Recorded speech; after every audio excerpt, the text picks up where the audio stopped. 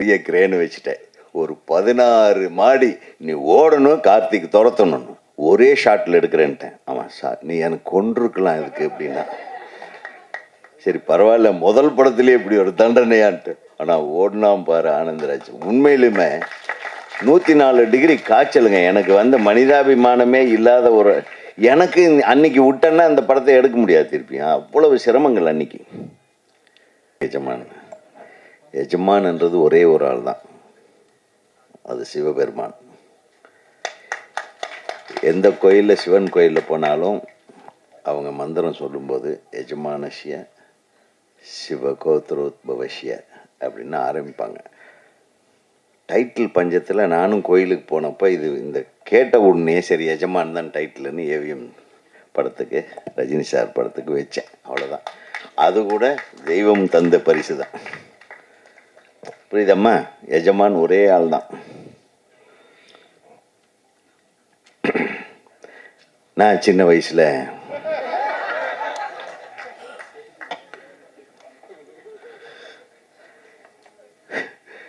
முதல் படம் பண்ண ஆரம்பித்தப்போ இப்போ எங்கிட்ட ஒரு அசிஸ்டன்ட் டைரக்டர் இருந்தார். ரொம்ப வாள், ரெட்டை வாழம். செல்வமணி சாரோட கிளாஸ்மேட்டு. அவன் ஒன் சைடாக தான் அவன் பேசுனா, ஒரே தடவை தான் பேசுவான். அதுக்கப்புறம் நான் திருப்பி சொன்னேன் இது மாற்றிக்கிட்டான்னா அது மாற்றிக்கவே மாட்டேன். சார் இந்த கேரக்டருக்கு ஆனந்தராஜன் நம்ம கிளாஸ்மேட் இருக்கான் சார், அவனை கூப்பிட்டு வந்திருக்கான் சார்ன்றான்.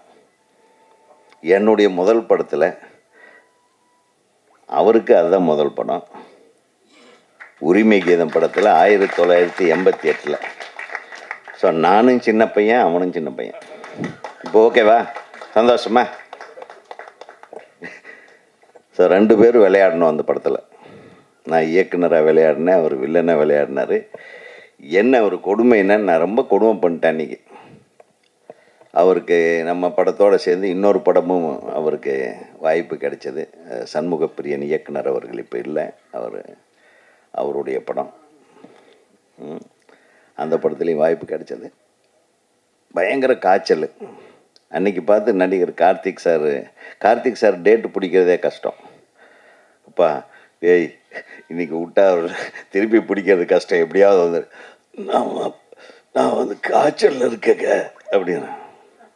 சரி பரவாயில்ல, ஒரு டேப்லெட்டை போட்டு வந்துரு, சும்மா நடக்கிறது தான் அப்படின்னு சொல்லிட்டு இன்றைக்கி இருக்க ராமச்சந்திர ஹாஸ்பிட்டல் அது வந்து அப்போ கன்ஸ்ட்ரக்ஷன் பண்ணிகிட்ருக்கோம். அது எப்படின்னா அதெல்லாம் பர்மிஷனே தர மாட்டார் அது உடையார் ஐயா. அந்த கன்ஸ்ட்ரக்ஷனை செங்கல் வைக்கிறதுலேருந்து ஃபுல் பில்டிங்கு நான் படமாக எடுத்து கொடுத்தேன், டாக்குமெண்ட்ரியாக. ஸோ அதுக்காக அவர் வந்து என்னடா தம்பி நீ படம் பண்ணுறீங்களே, உனக்கு என்ன வேணும், இந்த இடத்துல எனக்கு ரோடு வேணுங்க, இந்த பில்டிங் நான் படம் பண்ணேன், இது இன்னும் ஃபுல்லாகவே கட்டலையே, இந்த பாதி பில்டிங்கில் தான் வில்லன் ஆனந்தராஜ் வில்லன் அது சொன்னால் அது வில்லன் சீக்வன்ஸ் எடுக்கிறதுக்குன்னு. அவர் இன்னும் ரோடு போட்டு கொடுத்தார். அங்கே கேமரா இதெல்லாம் எக்யூப்மெண்ட்ஸ் எல்லாம் கொண்டு போகிறதுக்கு, வேன் எல்லாம் போகிறதுக்கு. ஏன்னா அது அப்போல்லாம் களிமண்ணாக இருந்தது இந்த இடம். அப்போ பாதி அப்படியே ஒரு ஸ்கெலிட்டன் பில்டிங், அதில் ஸ்டெப்ஸு மட்டும் இருக்கும். அந்த ஸ்டெப்ஸில் ஓடுவார் இவன். காய்ச்சலில் வந்தால் என்ன நான் ஒரு பெரிய கிரேன் வச்சுட்டேன். ஒரு 16 மாடி நீ ஓடணும், கார்த்திக் துரத்தணும், ஒரே ஷாட்டில் எடுக்கிறேன்ட்டேன். ஆமாம் சார், நீ எனக்கு கொண்டிருக்கலாம் இதுக்கு அப்படின்னா. சரி பரவாயில்ல, முதல் படத்துலேயே இப்படி ஒரு தண்டனையான்ட்டு. ஆனால் ஓடினாம் பாரு ஆனந்தராஜ். உண்மையிலுமே 104 டிகிரி காய்ச்சலுங்க. எனக்கு வந்து மனிதாபிமானமே இல்லாத ஒரு எனக்கு அன்னைக்கு விட்டேன்னா அந்த படத்தை எடுக்க முடியாது திருப்பியும். அவ்வளவு சிரமங்கள் அன்னைக்கு. ஸோ அந்த ஓட்டம் இன்னைக்கும் நிற்கல. நான் அப்போவே அழகாக இருப்பான். ரொம்ப நம்ம இன்ஸ்டியூட்டுன்னு ஒன்றே நம்மளுக்கு ஒரு சந்தோஷம். செல்வமணியோட கிளாஸ்மேட் அவர். செல்வமணி, செய்யார், இவங்கெல்லாம் கிளாஸ்மேட். சரி வாடாப்பா அப்படின்ட்டு. ஆனால் he has done wonderful in that movie. அதுக்கப்புறம் என்னுடைய இன்னொரு படம் உறுதிமொழியில் ஒரு மிக முக்கியமான கதாபாத்திரம், டேர் டெவில் கேரக்டர். அது இன்டர்வெல் அப்படி வந்து நிற்பாங்க, அதுதான் இன்டர்வெல். அது எக்ஸ்ட்ராடினரி கேரக்டர் பண்ணார். ஸோ அப்படி சின்ன வயசில் ஆரம்பித்தது. அவர் இன்னும் நடிச்சிட்ருக்கிறாரு. நான் அடுத்த வாரம் இன்னொரு படம் ஆரம்பிக்கிறேன் அப்படின்னு வச்சுக்கலாம். சும்மா விட்டுற முடியாதுல்ல. 2 பேரும் ஒரே அடியாக போயிட்டே இருக்கணும், ஒரே ஒரே ட்ராக்கில். என் தம்பிங்கள்லாம் ரெடியாக இருக்காங்க. அடுத்தடுத்து செல்வமணி, பேரரசு அவர்களெல்லாம் இயக்குநர்களாக களமியங்க போகிறார்கள் என்பதை இங்கே நான் அறிவித்துக் கொள்கிறேன். ஜாக்கிரதையாக இருக்கணும் எல்லாரும். சினிமா இண்டஸ்ட்ரி மாறப்போகுது. திருப்பி பழையபடி சிறப்பான படங்கள் ஓடப் போகிறது.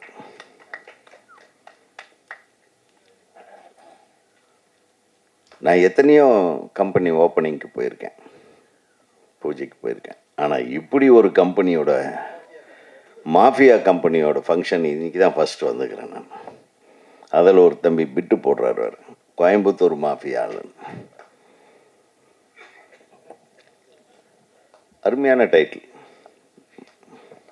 அதில் ஒரு போஸ்ட் பாருங்களேன், சூப்பர். அப்படி வேறு சொன்ன மாதிரி இனிமேல் நீ சீரியஸாக பண்ணாலும் சிரிச்சிருவாங்க. அது வந்து மாற்றமே இல்லை. ஆனந்தராஜுக்கிட்ட ஒரு இது என்னென்னா, நம்ம எல்லாமே வில்லனாகவே பண்ணிட்டுருக்கேன். நான் ஒரு படமாவது ஹீரோவாக பண்ணணும். நம்ம கமல் சாரோடைய வீட்டில் தான் என்னுடைய ஆஃபீஸ், நம்ம முதல் ஆஃபீஸ் 172 எல்டாம்ஸ் ரோடு. அவர் இப்போ ஆஃபீஸ் வச்சுருக்கார் இல்லையா, அந்த ரூம் தான் எங்கள் ஆஃபீஸ். நம்ம முதல் படத்தோட ஆஃபீஸ்.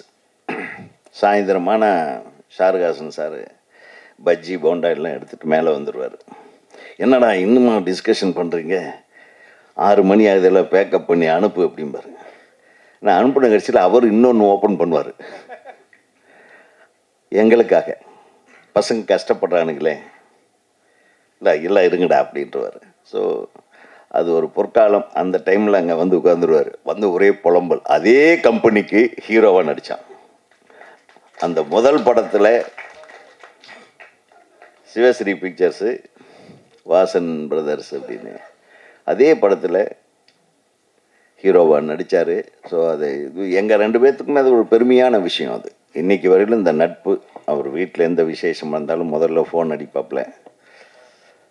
ஸோ ஆனந்தராஜுடைய வளர்ச்சி எனக்கும் எங்கள் திரைப்படக் கல்லூரிக்கும் ஒரு மிகப்பெரிய ஒரு பொக்கிஷம். ஏன்னா திரைப்படக் கல்லூரியிலேருந்து வந்தவங்க யாருமே, நடிக்க வந்தவங்க யாருமே சோட போனதில்லை.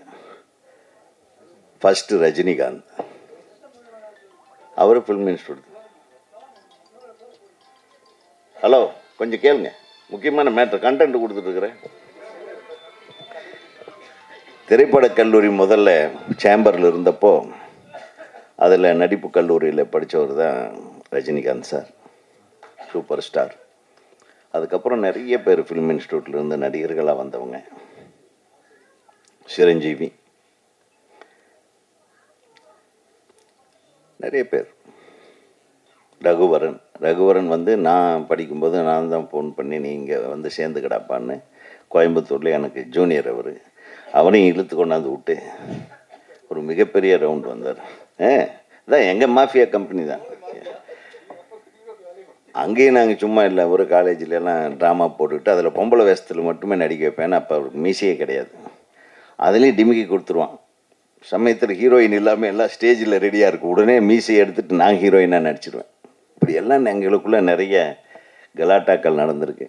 ஸோ யாருமே சோடை போனதில்லை. அந்த வரிசையில் தலைவாசல் விஜய், அருண் பாண்டியன், ராம்கி, அந்த வரிசையில் என் தம்பி ஆனந்தராஜ் வந்து பாரு எம்ஜிஆர் மாதிரி அப்படி எங்கள் தங்கம். எப்பவுமே அந்த சிரிப்பு ஒரு சிறப்பான, இன்றைக்கும் நாளைக்கும் எப்போ கேட்டாலும் அந்த நடிக்கிறதுக்கு வேறு ஏதாவது செய்யணுமா மாப்பிள்ள, சொல்லுங்கள் நான் வந்துடுறேன் அப்படிம்பார். அந்த ஆர்வம் வந்து திரைப்படக் கல்லூரியிலேருந்து இன்றைக்கி வரையிலும் குறையாமல் இருக்கிறதுனால தான் அவர் இன்றைக்கும் நடிச்சிட்ருக்கார். ஸோ நான் ஆனந்தராஜை பற்றி மட்டுமே நிறைய பூஸ்டப் பண்ணுறேன்னு நினச்சிக்காதீங்க, எனக்கு அந்த உரிமை இருக்குது. அப்புறம் பெரிய பெரிய தலைவர்கள்லாம் பார்த்திங்கன்னா, பேரறிஞர் அண்ணாதுரை காஞ்சியிலிருந்து வந்தார். ஒரு மிகப்பெரிய ஒரு அரசியல் மாற்றத்தையே கொண்டு வந்தார் தமிழ்நாட்டுக்கு. இப்போ ஒரு அண்ணாதுரை வந்திருக்காரு, பெரிய மாஃபியா கம்பெனி ஆரம்பிச்சிருக்காரு. மிகப்பெரிய மாற்றத்தை இந்த மாஃபியா கம்பெனி உருவாக்கும். மிகப்பெரிய வெற்றி அடைய வேண்டும். தமிழ்நாடுக்கே நீங்கள் வந்து ஆம்பூர் பிரியாணியை சப்ளை பண்ணுற அளவுக்கு நீங்கள் பெரிய பட வெற்றிகளை நீங்கள் கொடுக்க போகிறீங்க என்பதை மட்டும் நான் நீங்கள் தெரிவித்துக் கொள்ள விரும்புகிறேன். ஏன்னா வரவங்கெல்லாம் உங்களை பாராட்டுறாங்க. ஏன்னா உண்மையாலுமே இன்னைக்கு சினிமா வந்து காப்பாற்றப்படுவதே இந்த மாதிரி உண்மையாக சினிமாவின் மீது பற்றும் பாசமும் ஆர்வமும் கொண்ட தயாரிப்பாளர்களால் தான். அவங்க இல்லைன்னா இன்றைக்கி எத்தனை தொழிலாளர்கள், ஒரு நூற்றுக்கணக்கான தொழிலாளர்கள் ஒவ்வொரு நாள் வேலை செய்கிறாங்க. அவங்களுக்கு சம்பளம் கொடுக்கறதுலேருந்து, இத்தனை கலைஞர்களை ஊக்குவித்து அவர்களுக்கு சம்பளம் கொடுக்கறதுலேருந்து, அதில் ஸ்பெஷலாக அவருடைய டச்சை அவர் கொடுத்துருக்கார். ஆம்பூர் டச்சை அங்கேருந்து வரும்போது ஆம்பூர் பிரியாணி தான் சரி, ஆற்காடு பிரியாணி. ஓகே, ஆற்காடு பிரியாணி பார்த்தீங்களா, அதில் கூட ஸ்பெஷாலிட்டி. மிக சிறப்பு ஐயா. உங்களுடைய நிறுவனம் அடுத்தடுத்து நம்ம பேரரசு சொன்ன மாதிரி என்ன டைரக்டரை அவருக்கு ஒரு படம் அடுத்த கம்பெனி கோயம்புத்தூர் கம்பெனிக்கு அவருக்கு விட்டு கொடுத்துருங்க. இப்போ இசை வெளியீடுன்னா அது வந்து நான் கொஞ்சம் லேட்டாக வந்தாலும் கரெக்டாக வந்துட்டேன். உள்ளே வந்தாங்க, நின்றுட்டு பார்த்துட்டு இருந்தேன் ஃபஸ்ட்டு ட்ரெய்லரு. அப்புறம் பாட்டு பார்த்த உடனே எனக்கு உட்காரவே மனசு வரல. எல்லாம் இழுத்தாங்க, சார் உட்காருங்கன்னு. அப்படியே மெய் மறந்து போயிட்டேன். அது ஆடின ஆளுகளும் சரி, எங்கே வரலையா, ஆடினாலெல்லாம் வரல பார்த்தீங்களா? வேற யாராச்சும் கவனிச்சிங்களா? அதை அவ்வளோ ஒரு அற்புதமான அந்த பீட்டு, கிரேட். எப்பவுமே பணிவுக்கும் அடக்கத்திற்கும் பேர் போனது தம்பி ஸ்ரீகாந்த் தேவான்னாவே அது பணிவு அடக்கம். அப்பா கிட்ட இருந்து இசையை மட்டும் வந்து இன்ஹெரிட் பண்ணல, இந்த பணிவும் அன்பும் பாசமும் அடக்கமும் எல்லாத்த பற்றியும் புகழ்ந்தார், எல்லாத்தையும் பாராட்டுவார், யாரையுமே விட்டு கொடுக்க மாட்டான். உன்னுடைய நல் மனசுக்கு இது மிகப்பெரிய வெற்றி இந்த படம் ஈட்டித்தர வேண்டும் என்று நான் ஆசைப்படுகிறேன். அதில் அந்த மெலடி சாங் எனக்கு ரொம்ப பிடிச்சது. அதான் ஏன் கட் பண்ணீங்கன்னு கேட்டேன் நான். வந்த உடனே அதான் கேட்டேன் நான். ஏன்னா பேரரசுக்கு எப்படியோ அவர் மெலடி சாங்கை கட் பண்ணிடுவார். நான் மெலடி சாங் இல்லைன்னா ஆளையே கட் பண்ணிடுவேன். ஸோ இதிலிருந்தே தெரியுது இல்லையா எங்களுக்கு என்ன பிரச்சனைன்னு. அது செல்லுமணி சாருக்கு நல்லா தெரியும். நாங்கள் அடிக்கடிங்க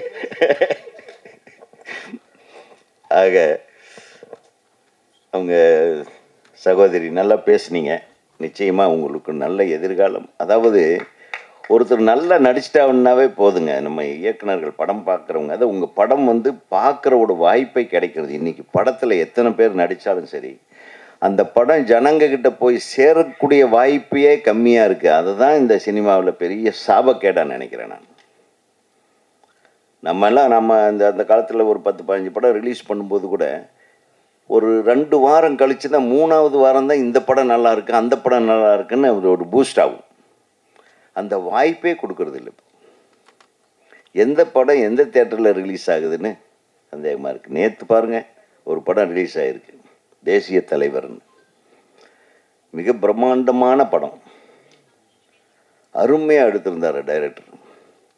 பார்த்தா நேற்று அந்த படத்துக்கு வட மாவட்டங்களில் ஜாஸ்தி தேட்டர் கொடுக்கல, தென் மாவட்டங்களில் தேட்டரே கிடைக்கலன்றா. போட்ட தேட்டர் எல்லாம் ஹவுஸ்ஃபுல்லு. இன்னைக்கு ரோகிணியில் ஹவுஸ்ஃபுல்லு. அது தேவரையாவுடைய வாழ்க்கை வரலாறுல ஒரு சில சம்பவங்களை வச்சு அடிப்படையாக பண்ணியிருக்காங்க. அந்த படத்தை நீங்கள் எல்லோரும் பார்க்கணும். ஏன்னா அது ஒரு ஒரு கப்பலோட்டிய தமிழன், ஒரு வீரபாண்டிய கட்டபொம்மன், அந்த வரிசையில் ஒரு பெரிய தேசிய தலைவரை பற்றியான ஒரு படம் அது. அது ஒரு சாதிய அமைப்புக்குள் அடங்காத ஒரு தன்மை வாய்ந்த ஒரு தலைவனை எப்படி போர்ட்ரே பண்ணியிருக்கார் ஒரு டைரக்டர்ன்றது பார்த்தோன்னே எனக்கு ரொம்ப ஆச்சரியமாக இருந்தது. ஸோ படங்களுக்கு சரியான தேட்டர்கள் கிடைக்கல. தேட்டர் கிடைச்சாதானே நம்ம போய் பார்க்க முடியும். நம்ம பார்த்தா தானே நீ நடித்ததை நாங்கள் ரசிக்க முடியும். நம்ம போராட வேண்டிய இடம் வேற இருக்குமா? அதுக்காக நீ சொன்ன கருத்தை நான் அது தப்புன்னோ ரைட்டனோ நான் சொல்ல விரும்பலை. That is your independency, that is அது உன்னுடைய சுதந்திரம், உன்னுடைய பேச்சு சுதந்திரம், உன்னுடைய உணர்வுலேருந்து நீ பேசியிருக்க. உன்னுடைய உணர்வு சரியானது தான். சிலர் பேச மாட்டாங்க. என் அக்கா தானே, என் அக்கா தீபா, என் அக்கா தீபா அவர்கள் நான் தம்பி அப்படின்னு சொன்னேன். என்னால் நீ வந்து எல்லாரையும் அண்ணன் தம்பி தம்பின்னு என் அக்கா தீபா அவர்கள் அதான் சொல்லியிருக்காங்க. என் அன்பு சகோதரி இவங்க என்னுடைய படத்தில் நடிச்சிருக்காங்க. அதாவது அவ்வளோ அழகாக இருக்கும் அது. இப்போ எங்கள் வாய்ப்பு கேட்க வந்தேன்னு சொல்லித்தேன், வாய்ப்பு கேட்க வரல, நான் தான் வர வச்சு அந்த படத்தில் வாய்ப்பு கொடுத்து நடிக்க வச்சேன். அவ்வளவு அதுக்கப்புறம் அவங்க ரேஞ்சே வேறு. மலையாள உலகத்தின் மிகச்சிறந்த ஒரு ஹீரோக்கள் எல்லாம் பயப்படுற அளவுக்கு மிகப்பெரிய லெவலில் ஒரு கலக்கிட்டு வந்து இன்றைக்கி சைலண்ட்டாக உட்காந்துட்டு அன்பாக அடுத்தவங்களை அரவணைச்சிட்டு எல்லாத்தையும் தட்டி கொடுத்துட்டு வளர்கிற ஹீரோயின்களுக்கு தைரியம் சொல்லக்கூடிய அளவில் உட்கார்ந்துட்டுருக்கிற உங்களுக்கு என்னுடைய மனமார்ந்த வாழ்த்துக்கள். உங்களுக்காகலாம் நான் படம் பார்க்கணும். ஏன்னா இவங்க சொன்னாங்க உங்களுக்கு ஒய்ஃபாக நடிச்சிருக்கேன்னு. கொஞ்சம் கலர் டிஃப்ரென்ஸ் இருக்குது, அதனால தான் நீங்கள் ரெண்டாவது உரையில் இன்னொரு கத்தி. அப்படியாம்மா, அது ஏதோ காரணம் இருக்கணும்ல கேரக்டருக்கு. என்ன டைரக்டரை படம் காரணம் இருக்குது. எனக்கு கலர் டிஃப்ரென்ஸாக இருக்குமோன்னு. நீ பண்ணுவடா நீ. ரெண்டாவது ஹீரோயினி அவங்க சம்யுக்தா தானே, உங்கள் டேர் டெவில் பர்சன் நல்லா இருக்குங்க. படத்துலேயும் நல்லா உங்களுடைய உங்கள் ஸ்டேச்சர் நல்லா இருந்தது. நல்லா அந்த சொன்ன மாதிரி விஜய் சாந்தி மாதிரி நீங்கள் வரணும்னு வாழ்த்துறேன்.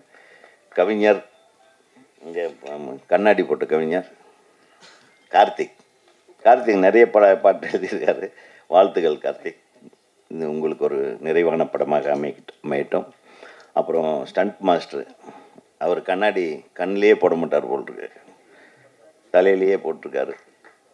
உங்களுக்கு என்னுடைய வாழ்த்துக்கள். இந்த படத்தில் பணியாற்றிய அனைத்து தொழில்நுட்ப கலைஞர்களுக்கும், குறிப்பாக உதவி இயக்குநர்கள், இணை இயக்குநர்கள், துணை இயக்குநர்கள், ஒளிப்பதிவாளர், சவுண்ட் ரெக்கார்டிஸ்ட்டு, எடிட்டர் மற்றும் இசைக்கோர்வையிலே இசை அமைப்பில் பங்கேற்று கொண்ட அனைத்து இசைக்கலைஞர்களையும் நான் மனதார வாழ்த்தி, இந்த திரைப்படம் மிகப்பெரிய வெற்றி படமாக அமைய வேண்டும். அது இயக்குனருக்கு ஒரு முதல் படத்துலேயே இப்படி ஒரு நல்ல பேரோடு எல்லாரும் வாழ்த்துற அளவுக்கு ஒரு டைரக்டர்னு பேர் வாங்கின முகுந்தனுக்கு நம்ம மனதார தமிழ்நாடு திரைப்பட இயக்குநர்கள் சங்கத்தின் சார்பாக எனது மனமார்ந்த வாழ்த்துக்களை தெரிவித்து, எங்கள் சங்கமே உன்னை வாழ்த்தியதாக நீ நினைத்துக்கொள் என்று கூறி நன்றி கூறி விடைபெறுகிறேன். நன்றி, வணக்கம்.